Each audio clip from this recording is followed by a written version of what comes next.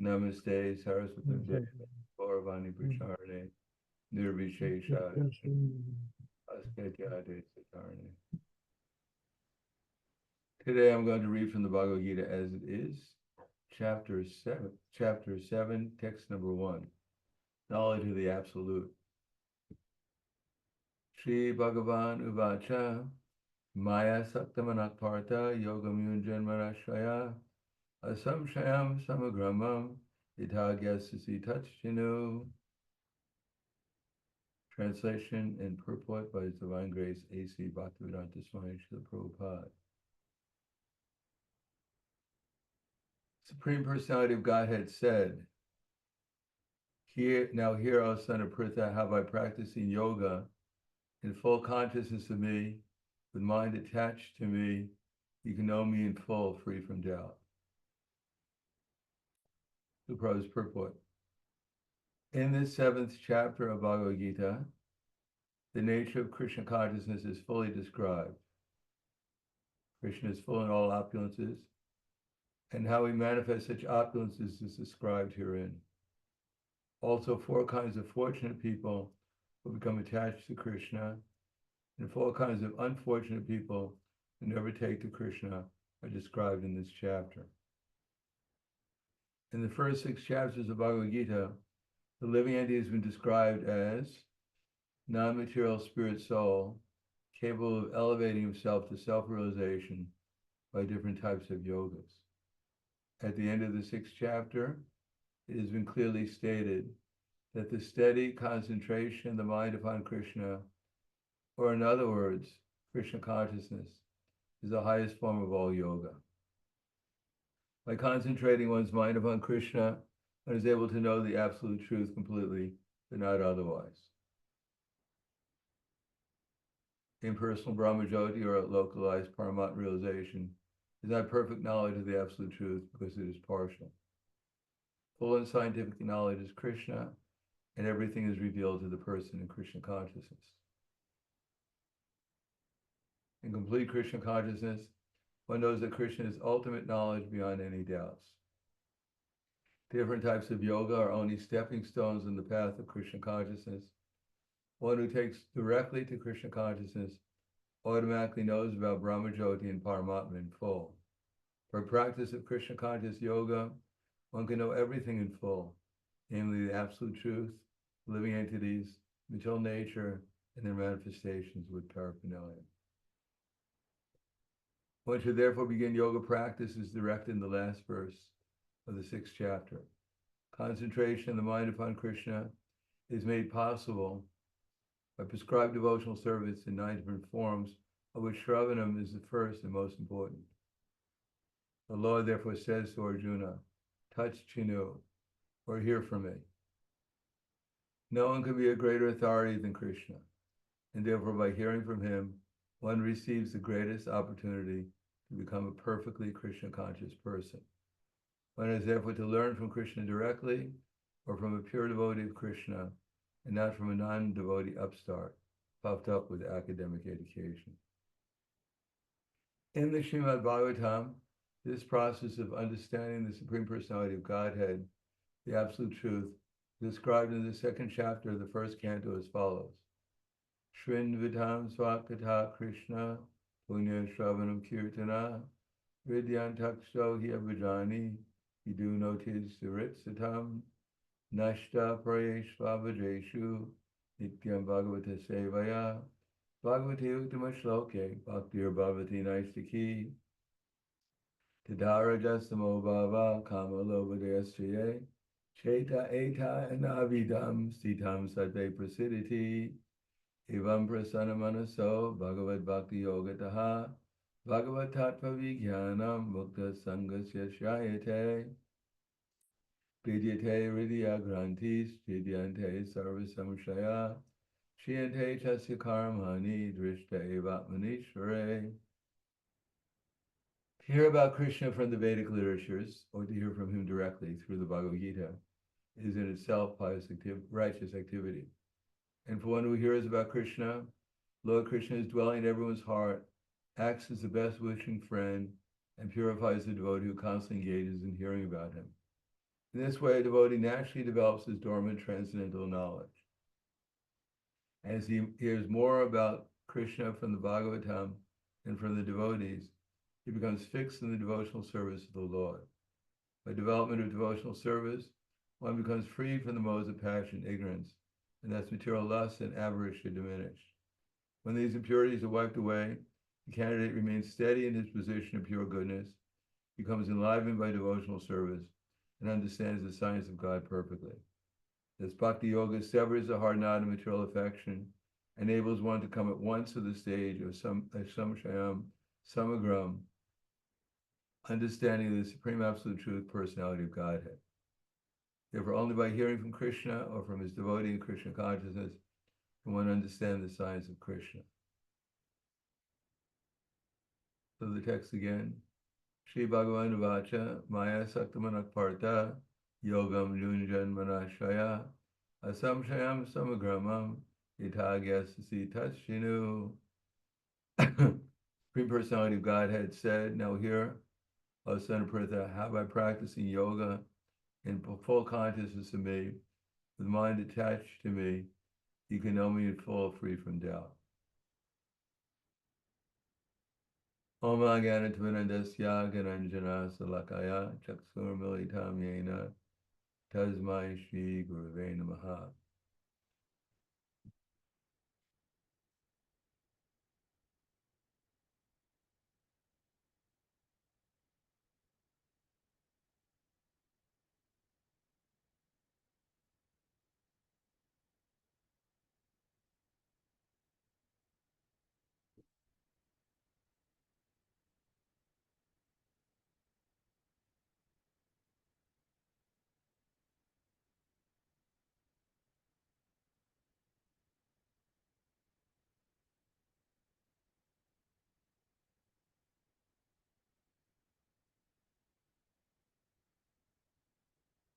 This was Srila Prabhupada's favorite verse to speak on.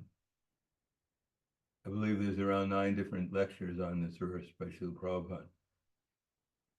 And it's the junction between yoga, as it says in the purport, that there are different types of yogas that are mentioned in the first 6 chapters of the Bhagavad Gita,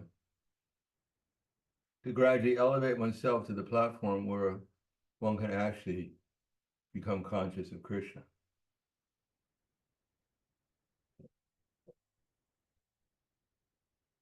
Karma yoga, renouncing the idea that we're independent and that we're free to do anything we like, and instead follow either directly Krishna's instructions as they're given by Guru, Sadhu, and Shastra, or to follow the duties that Krishna has given in the Varnashram system. In any case, one is under the instructions of Krishna, the authority of Krishna.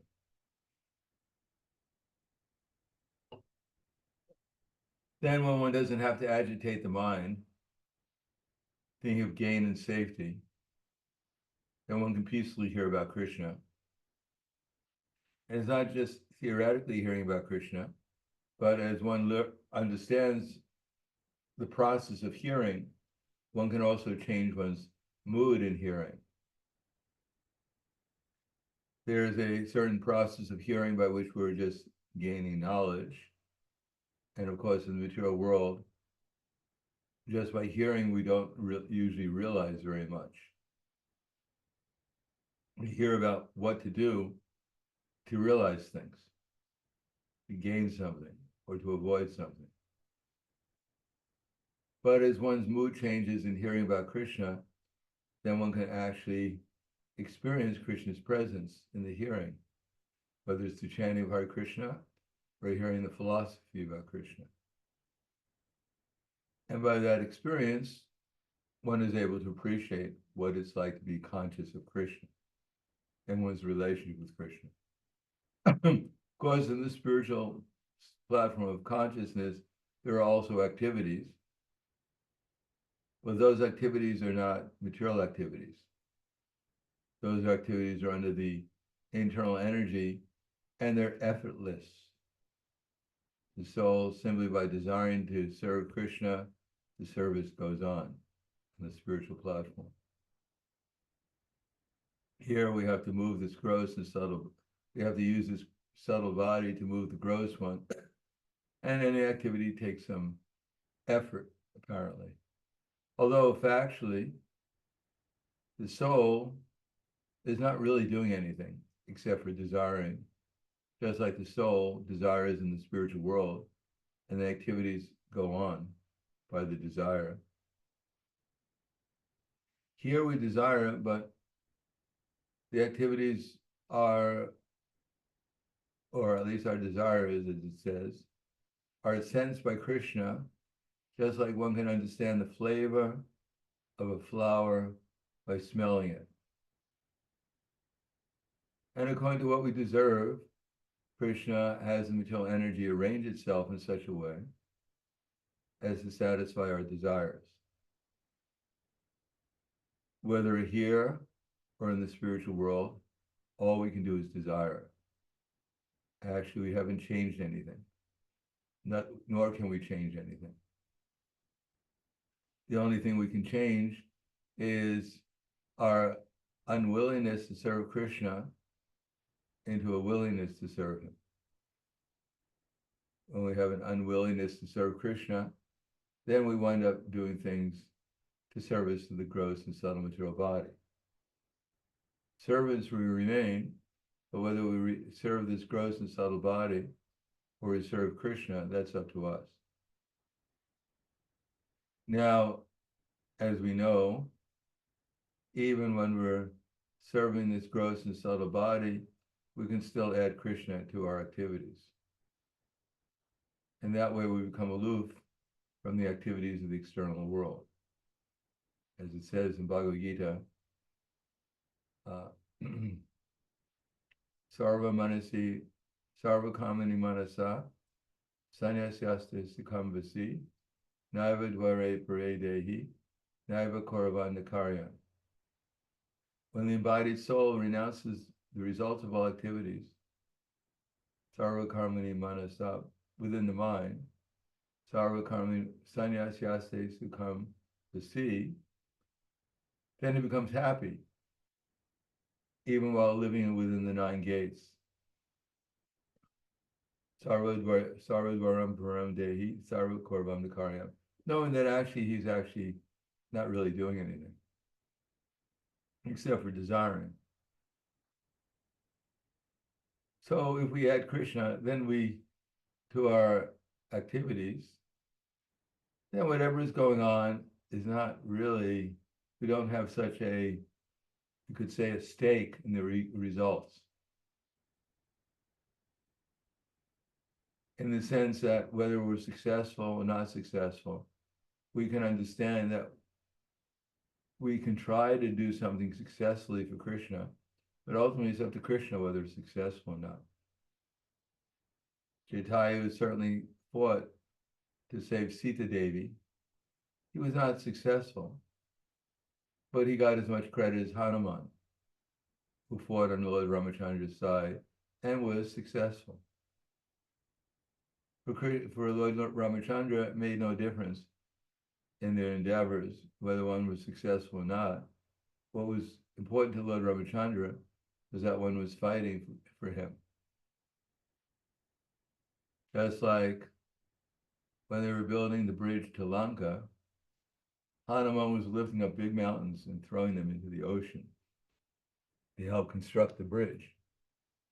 On the other hand, there was one squirrel who was picking up little bits of sand and throwing it into the ocean. So when Hanuman was on his way to throw his big mountain into the ocean, he saw the squirrel and he told the squirrel, "Move aside, I have some important work to do." Lord Ramachandra happened to hear Hanuman telling the squirrel to move aside, and he came to Hanuman and said, "Actually, the service that the squirrel is rendering to me is just as important as your service." So this idea that some service is more important, it may be relatively speaking from our point of view more important, but from the absolute point of view, the most important service is to do something to please Krishna. That's really what service means. Bhakti-amam abhijananti, yavanyas chasmi tatvataha, tatomam tatvato gyatva, vishate tat anantara. One can understand me as the Supreme Personality of Godhead when he is engaged in devotional service. And by such engagement of bhakti or love, and then one can enter into the mysteries of my understanding. Now, in the verse previous to that, Krishna says, Brahma Bhuta Prasanatma Nishoshiti Akankshati Samak Sarveshu Bhuteshu Mad Bhaktim Labate Param. That one can become joyful, a kind of joyfulness. Not exactly happiness, but a relief of the suffering in the material existence. When one simply does two things, giving up hankering and lamentation. Giving up hankering, well, lamentation is the mode of ignorance. We tried so hard to accomplish something, to get something, and even we got it, we lost it. And therefore we lament. Or we tried so hard and we couldn't get what we wanted, and therefore we lament. So lamentation is more or less the conception that we're the proprietors and we're the controllers. And the result depends upon us. If there's a God, he should give us what we want and make sure we never get what we don't want. And if God doesn't fulfill those requirements, then he's a useless God as far as we're concerned. He may go on moving planets in their orbits, but to us it's not very important because he's not fulfilling the real purpose of the creation, to give me what I want, and make sure I never get what I don't want. That's called ignorance. We like a God who's like our order supplier, and we don't like a God who's actually controlling things, and not necessarily the way we want him to control them.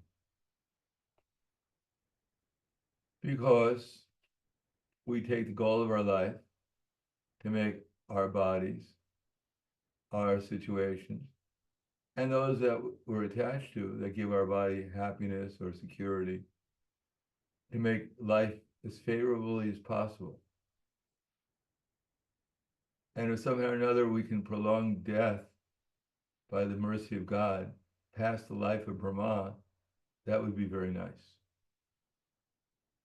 By some unseen fortune, we're able to live more than 40 billion years. 311 trillion, 40 billion years. We were present at the funeral of Lord Brahma.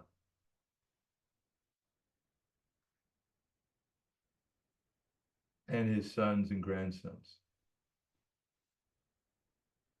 So this is everyone's dream. It was Hiranyakashipu's dream. Didn't quite work out the way he wanted it to.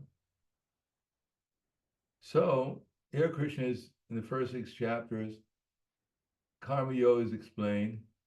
Recognize that we're not the proprietors. We're not the doers. We are servants, and we simply have to elect which service we want. Service to the solely to the interest of our gross and subtle body, or service to Krishna, along with sometimes the interest of our gross and subtle body. Krishna is not opposed to keeping the body healthy and strong, but the aim of life is not just to keep the body healthy and strong, it's to utilize the body to make progress spiritually. Then when we hear it peacefully, when we're not so much attached to the gains and safety of the material existence, whether we're gaining something or losing something, then we can hear peacefully about Krishna with the attitude of understanding and eventually appreciation and realization. That's called Jnana Yoga. So Krishna mentions this in the verse. Well, of course, where he says practicing yoga, that's karma yoga, and at the same time in full consciousness as a result of Jnana Yoga, understanding Krishna in truth.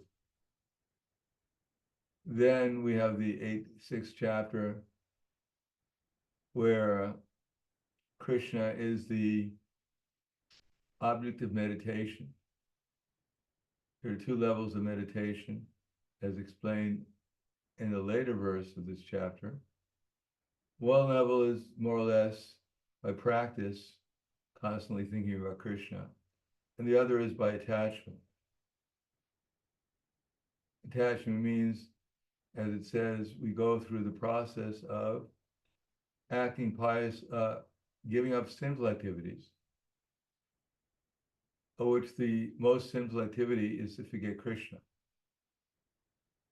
That may surprise most people, thinking that how is it possible that not thinking about, I can do so many nice things and I'm still sinful if I don't think about Krishna. Well, I'm thinking I'm doing so many nice things, but actually I'm not the doer. The material nature or the spiritual nature is the doer, and I'm just the instrument. So if I forget that I am an instrument, then I become a thief.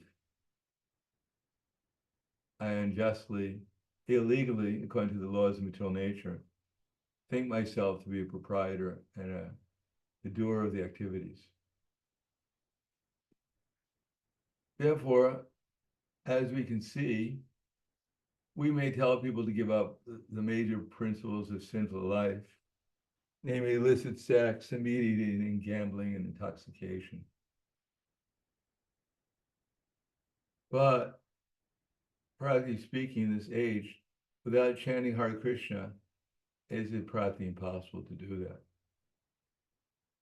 Without adding Krishna to our lives, then it's impossible to just give up bad habits.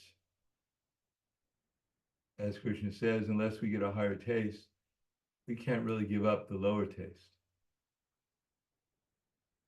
Therefore, in the beginning, we emphasize more on anukulyasya sankalpa, doing things positively in Krishna's service. Then pratikulyasya varjana. Then one can gradually give up unwanted activities.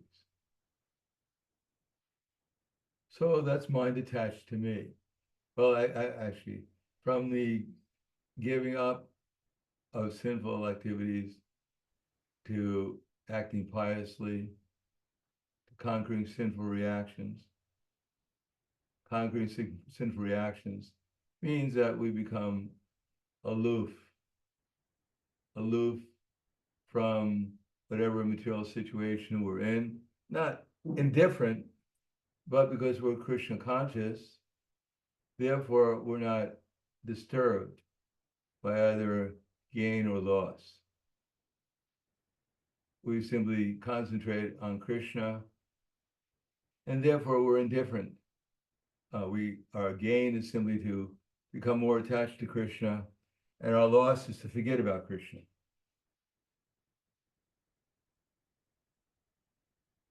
Then that's conquering sinful reactions. Then one can actually accept factual service with devotion. Then our activities are done to actually please Krishna, without any thought of whether it's going to produce happiness or distress. We do it because Krishna wants us to do it, and we do it to please him. We do it with care and attention.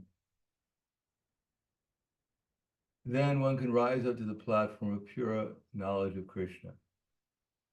In other words, when our senses are purified, when our mind is purified, then our activities become fully spiritualized.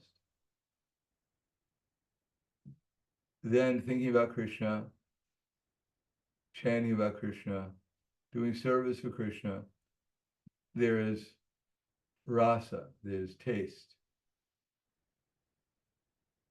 Because the senses are no longer covered, and therefore they can experience reality, and reality is quite blissful. Purnam Vishvam Purna Sukhayate. The whole world seems to be full of pleasure.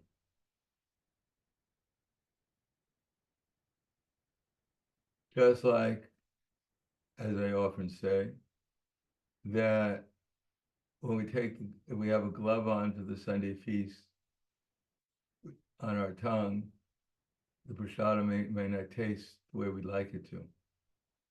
But as soon as we take the glove off, then we can actually appreciate the real taste of the prasadam. Or another example is, if we add grains of sand to sweet rice, the sweet rice will not taste so nicely.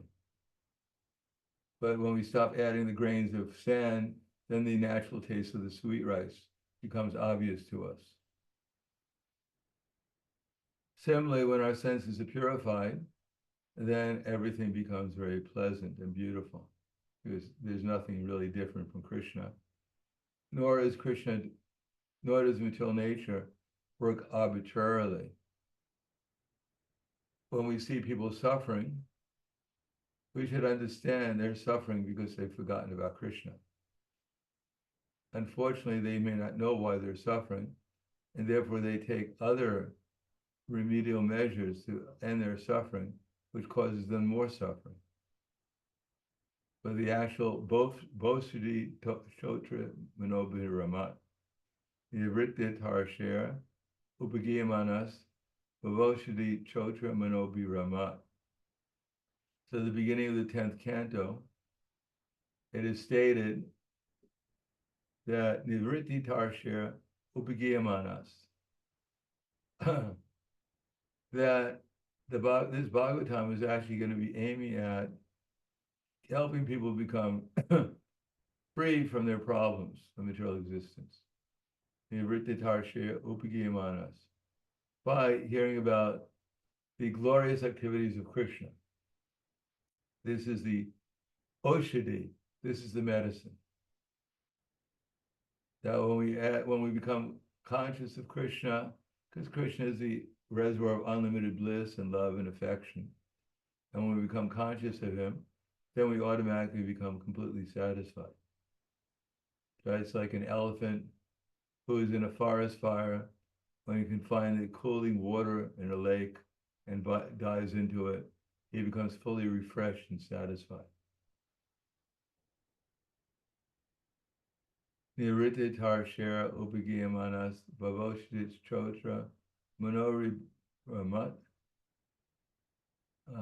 So everyone who hears about Krishna, customers are reminded the exit button. Everyone who hears Bhavoshdit Chotra Manori Kauttama Shloka, that these are the best things to hear about, highest things to hear about.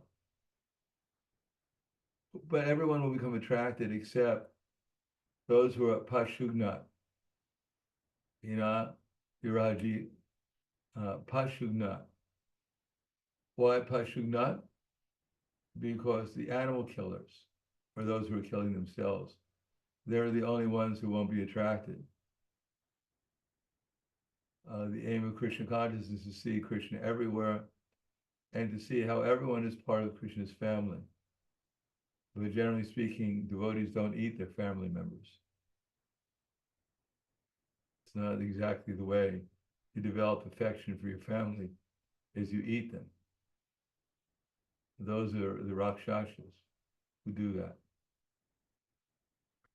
And also those who don't follow any true spiritual path, they're degrading themselves. Unwillingness to follow the path laid out by Krishna result in simply degradation. So, Nivritti Tarshe Upagiyamanas Bhavoshdit Chotra Manobi Ramat Ka Uttama Shloka Gunanuvardat Vina Pashugnat.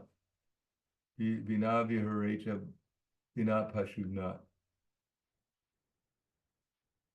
Therefore, Krishna wants us to follow the path wherever we're on the path, either to give up sinful activities by adding Krishna to our lives, acting piously by understanding how to refine our practice of devotional service, conquering sinful reactions by getting sufficient experience in Krishna consciousness that we're not disturbed by the ups and downs of our existence.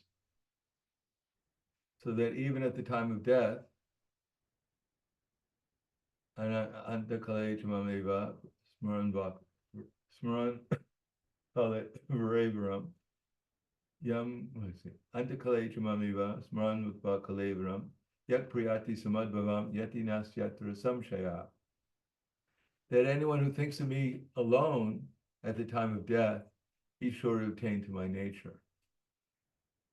So all this ups and downs in the material world is just practice for us.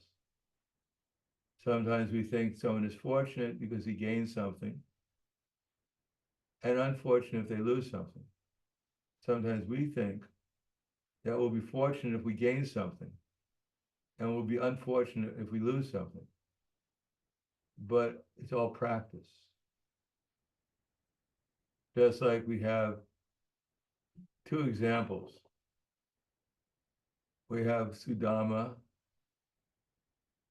the Brahmin, who was poverty-stricken, but he was a little too attached to his renunciation. He needed a little practice in how to utilize things in Krishna's service. And therefore Krishna arranged it in such a way as to give him more opulence in the kingdom of heaven.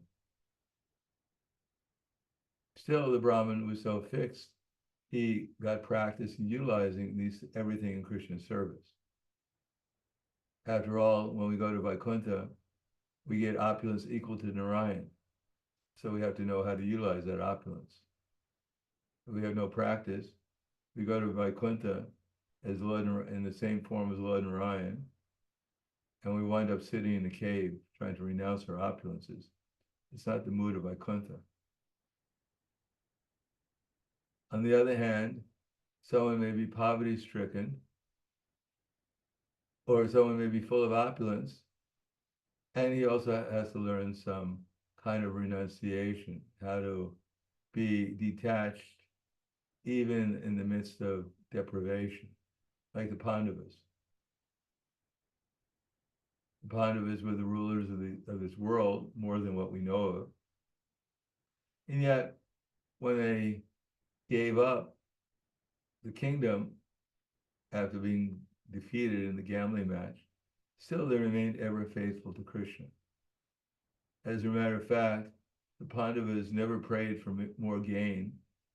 They prayed for more problems, thinking that when we get gain, we become satisfied. And when we have problems, then we turn to Krishna to solve them. So better to have problems and turn to Krishna than to have material auspiciousness and forget Krishna.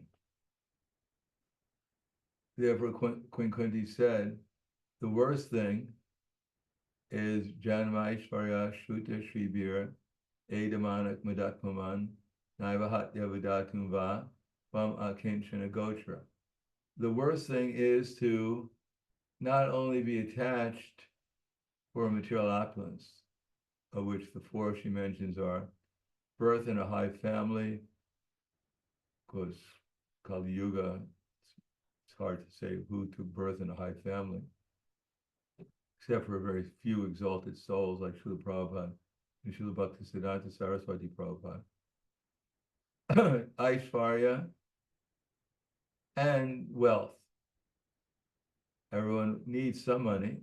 Chandragupta Pandit doesn't recommend to be too poor. We need enough money to support ourselves or our families. Still, what is actually necessary is different for different people. as I said, I think in the Spanish class last week, that there was one Brahmin, he was living in Mayapur. And one king came to him, this is some hundreds of years ago, and said, my dear Brahmin, I see that you're poverty stricken. I'd like to give you some support. So the Brahmin said, I'm not poverty stricken. He said, I don't need your support. He said, no, I see you're poverty stricken. You're living in this cabin. You don't have any income. Now, you don't understand. My disciples, they go out and beg a little rice, and my wife cooks the rice. And there's a tamarind tree here, and she picks some leaves and puts it in the rice, and we have tamarind rice. He said, that's all I need. I don't need anything else. Therefore, I don't need your support. I'm not poverty stricken. So that's called simple living and high thinking. Something which modern society discourages. It's not good for the gross national product. If everyone lived on the bank of a river and got little rice and tamarind leaves and was satisfied.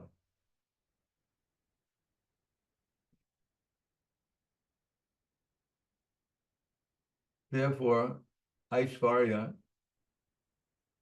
wealth, the desire to gain wealth, or the attachment to it.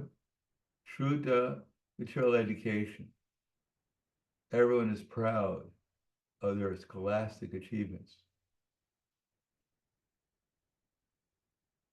Modern education gives people titles on the basis of as if they're actually learned, but the so-called learned scholars, they don't even understand that they're not their body.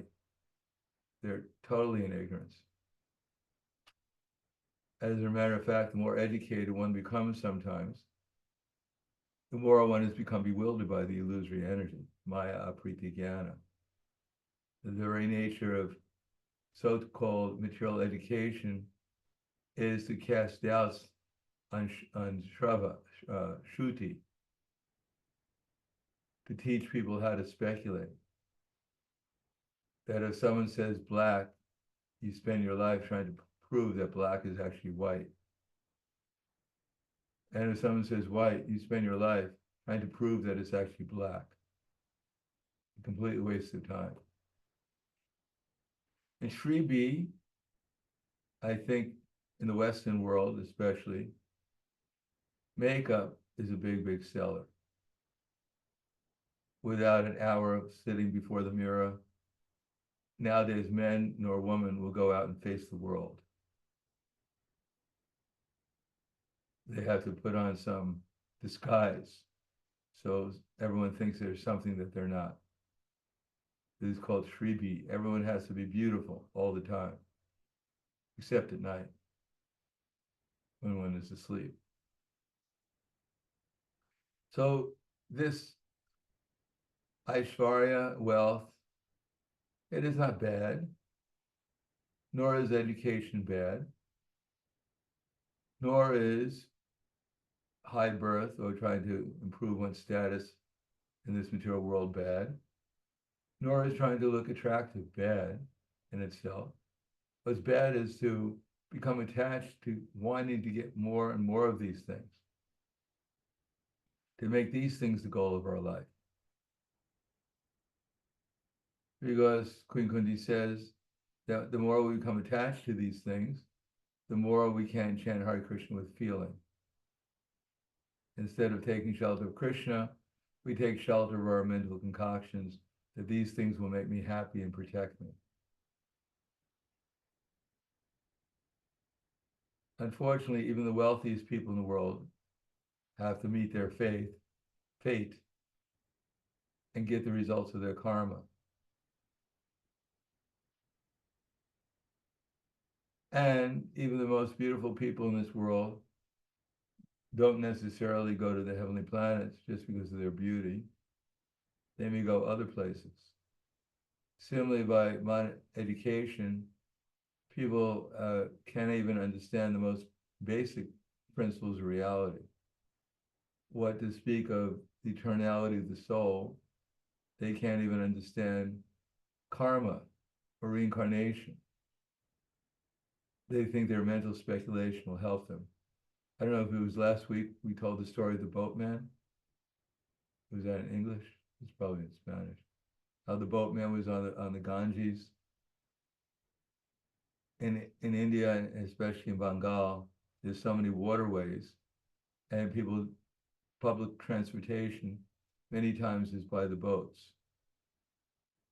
So one big scholar, after having a conference in Bengal, wanted to go home, and the quickest way was by boat.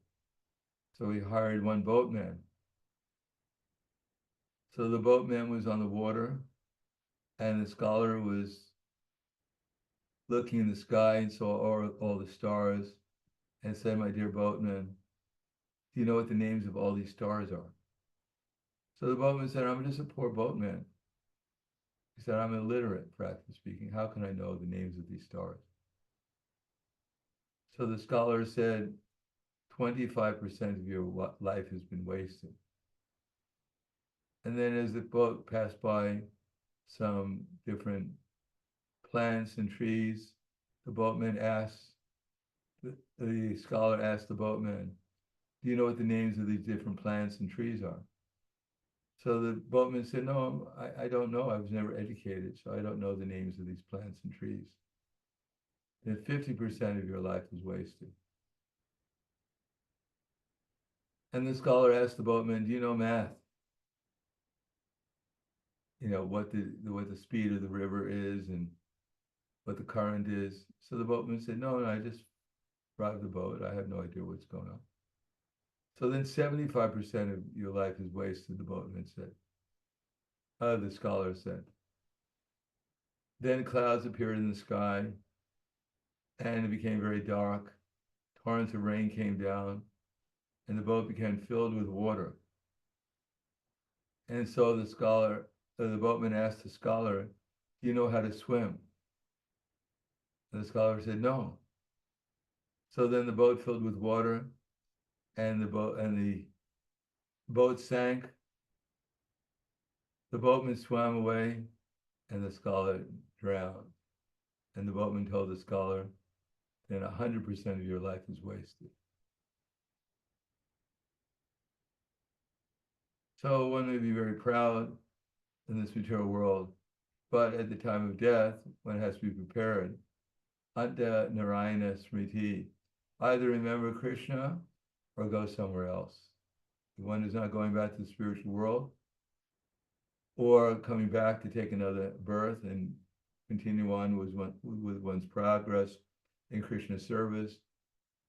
Then one's destination may not be very auspicious, nor is it necessarily very well known. Therefore, Krishna has spent 6 chapters discussing karma yoga, jnana yoga, stanga yoga, renunciation, development of knowledge, meditation. And now he's saying all these different things I've told you about, it can all be simply done just by hearing about me. The more we hear about Krishna, the more we associate with him, the more we become spiritualized. Just like when we put an iron in the fire, it gets hotter and hotter and hotter, and eventually it becomes like fire. So offenselessly chanting the holy name and hearing with Krishna with faith and attention will gradually give us Krishna's association. There's nothing else we really have to do except to apply this within our lives, especially by telling others about what we've understood about the process. So they can take up the simple process of hearing and chanting about Krishna. Then gradually our doubts will go away. And the more our doubts go away, the more we'll become peaceful and happy, and then ecstatic, and then loving. Then there will be no more doubts whether we're eternal or we're this body, whether my I'm eternally Krishna's servant, or I'm who knows whose servant, whether my real nature is to be blissful all the time, or is to go up and down like a yo-yo in the material existence. All these doubts will gradually go away as we make progress in devotional service. It doesn't mean that life will always be pleasant, nor should we expect it to be pleasant, nor should we even want it to be pleasant. Unless we have some trials and tribulations, unless we have some pain and suffering, we won't be prepared to the moment of death, where we have to give up everything and meditate and concentrate our minds upon Krishna. Therefore, that takes practice. So we shouldn't resent when we're in difficulty, nor should we look forward to simply another time when everything's going to be pleasant and I achieve whatever I want to achieve. We should accept whatever Krishna sends to us as an opportunity to concentrate our minds upon Krishna in good weather or in bad weather, in happiness or distress, so that at the time of leaving this body, we'll be well practiced, and Anta Narayane Smriti will be able to meditate and concentrate on Krishna at that most important time, and therefore our lives will actually be successful in the true sense of the term. So I'll stop there. Thank you. Any questions?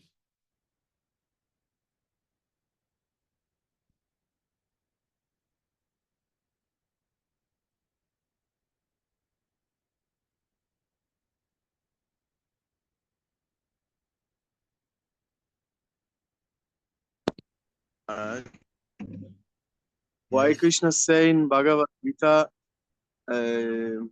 that he as Maya tatamidam sarvam jagat avyaktamurti na matsani sarvabhutani na cham teshavashita. Why he says that he's not, all beings are in me, but I'm not in them. We know he's in every living entity. He's there, but we're also here. But we're not part of the material nature, nor is Krishna part of the material nature. It's his nature. The example he gives is yata kasha sito nityam vayu sarvatra mahan yata sarvani bhutani matstaniti padarya. Just like in space, the air is blowing everywhere.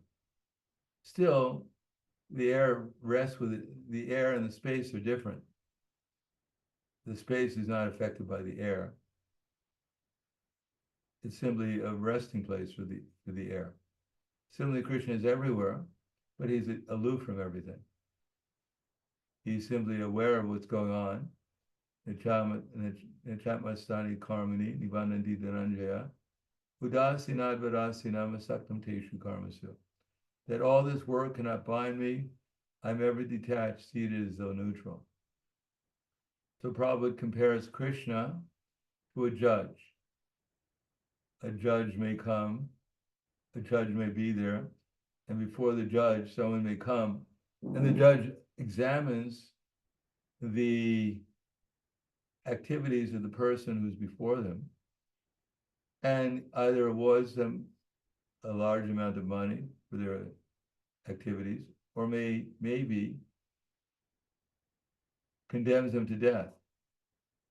It is not that the judge likes some people and doesn't like some people. The judge is neutral. He simply follows the laws of nature or the laws and awards the person accordingly, either positively or negatively. Similarly, Krishna is neutral to everyone. He's aloof from the whole thing. He lives in Vaikuntha. He never comes to the material world, nor does he have material consciousness. He simply is aware of what's going on, and he instructs the material nature to give people their rewards or their punishments according to their own desires and activities. And that way, Krishna remains aloof from everything.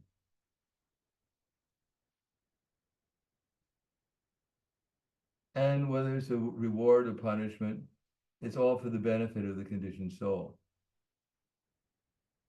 If it's a reward, then the conditioned soul might appreciate how God is very kind and merciful and rewards good deeds with benedictions. or may see that when one is punished is not arbitrary, but the punishment is to encourage one to come to the platform of Krishna consciousness, to take shelter of Krishna and not perform activities which are contrary to the interests of Krishna, which are ultimately contrary to the interests of the soul also. Therefore, Krishna knows that whatever he does is good.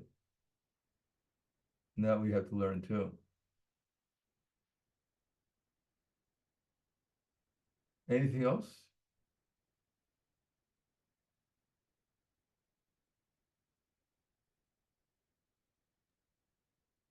Gyanadas. Hare Krishna Gurudev. Srila Prabhupada advised us not to be overly concerned about bodily comfort or discomfort. And he said that we should, sometimes he said to keep simply just to keep the body and soul together. So my question is, what is a proper understanding of an aspiring devotee about health, like shortly said? Don't eat too much or eat too little. Sleep too much or sleep too little. One whose temperance in his habits of eating, sleeping, work, and recreation can mitigate the material pains by practice of the yoga system. So Prabhupada used to say, if you're an elephant, you should eat like an elephant. If you're an ant, you should eat like an ant. Now, if you're an elephant, you decide to eat like an ant, you'll get into difficulty. And if you're an ant, you decide to eat like an elephant, you'll also get into difficulty. So one should see, according to one's physical limitations, how much one should eat, how much one should sleep, etc. And that's different for different people. It takes some experience and intelligence. But that's up to us to develop it with the help of Krishna also.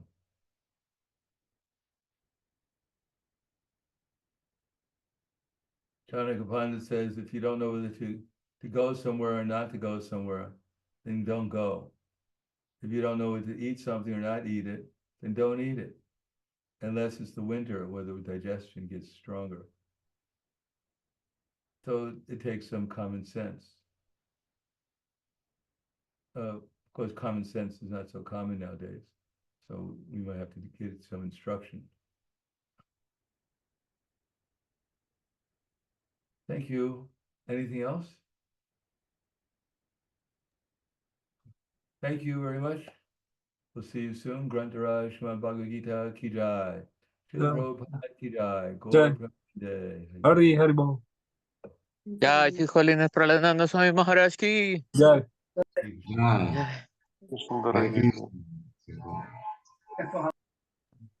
Hare Krishna.